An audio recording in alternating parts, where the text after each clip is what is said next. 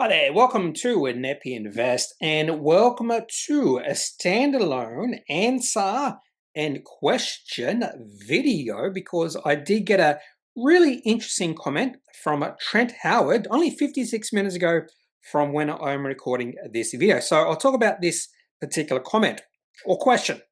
Why do people say there is a link between silver and gold? Gold's been going up for 500 years. Silver's been going down for 500 years.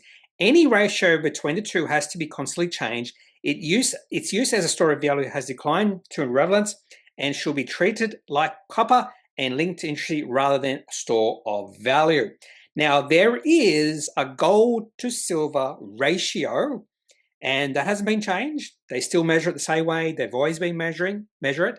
In fact, the gold-silver ratio is the oldest exchange rate in history. I'm going to say that again. The gold to silver ratio is the oldest exchange rate in history. It goes back to Roman times. Yes, Roman times. Now, it's a little bit higher right now than it was back in Roman times, but it hasn't changed all that much. In fact, it has been range bound in the last 100 years. I can actually picture the chart of the gold-silver ratio over the past 100 years. In fact, I might map it out on ChatGPT. So there is actually a ratio that links silver and gold. In fact, you can go and have a look at this on or in TradingView. Gold-silver ratio. Now, this only goes back to 1998, so I just had a look at it before I started recording. I just wanted to see how far back it goes. Anyway, so I just did have a look at the history of the gold-silver ratio. Yeah, in fact, Investopedia does say right here, oldest continuously traded exchange rate in history. Professional traders trade the ratio. Yes, they trade the ratio. So there is a link between gold and silver. There's a ratio and traders trade it, placing bets on the short-term direction of gold or silver prices and the changes in the ratio that follow those changes. And then Investopedia, they actually do go through the history of the gold-silver ratio. Yeah, they actually do mention here, the Roman Empire officially set the ratio at 12 to 1. The medieval Europe, it fell to 9.4 to 1 in 1350, but climbed back to 12 to 1 in the 1450s. The US government fixed the ratio at 15 to 1 with the Coinage Act of 1792. Then it goes on talking about the changing times, Bretton Woods Agreement in 1944, when President Roosevelt set the price of gold at $35 an ounce in 1934, the gold-silver ratio began to climb to new high levels, peaking at 98 to 1 in 1939. And that's really interesting because right now it's around about 100 to 1. So it hasn't changed much since 1939. So that's like 90 years ago. In 1970s, the US government finally abandoned the last remnants of the gold standard. From there, the ratio rose rapidly from the 1980s, peaking at 97.5 in 1991. Anyway, so what I'm going to do now is just show you, and hopefully ChatGPT can do this. So let's do it. Provide history, gold, silver ratio graph, history, at least 100 years. We'll say at least 100 years. Because I can actually picture the graph of the gold-silver ratio over the last 100 years.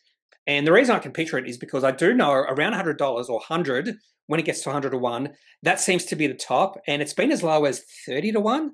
Anyway, so let's have a look. Here we go, 100-year historical view. And it's not giving me the graph. I want a graph. I told you, I wanted a graph.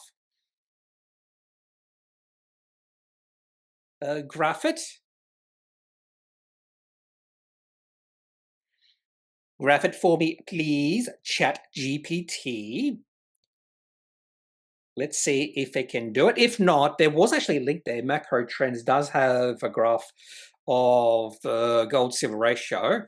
No, yeah, oh, here we go. 1920 to 1925. Now, it's not continuous, so it does change. So this is, I suppose, it's just linking up certain periods. So it does trend between 20 and has been as high as 120. I didn't realize that in 2020, and has been as low as 20 back in the 70s and 80s during a period of high inflation. During a period of high inflation, it was at its lowest. So there is a ratio that measures the relationship between gold and silver, the oldest exchange rate in history. So unfortunately, this is the why people say there's a link between silver and gold. I don't think that's true. Gold's been going up for 500 years, silver going down for 500 years. Some of the other things you do mention here is actually true. I do think that silver has more uses. Gold is just a store of value. That's about it. Well, there's a few other things, but silver has way more uses. So in a way, you could say and even argue that silver should be higher valued. But I do think and believe, even though I'm going back into my memory bank, I do believe it's quicker to get silver into production. I could be wrong with that, but I'm pretty sure that is right. It's quicker to get silver into production. So if we do see more demand than supply, it's easier to increase the supply onto the market for silver. Anyway, so that is the standalone answer and reply video. There is a link, there is a ratio between silver and gold. If you do have any questions, any thoughts, leave those in the comment section of this video. Otherwise, I am not a financial advisor. If you do need financial advice, make sure you seek out someone who is qualified and can speak to your own financial needs. That's it for this video. Have a good day. Bye.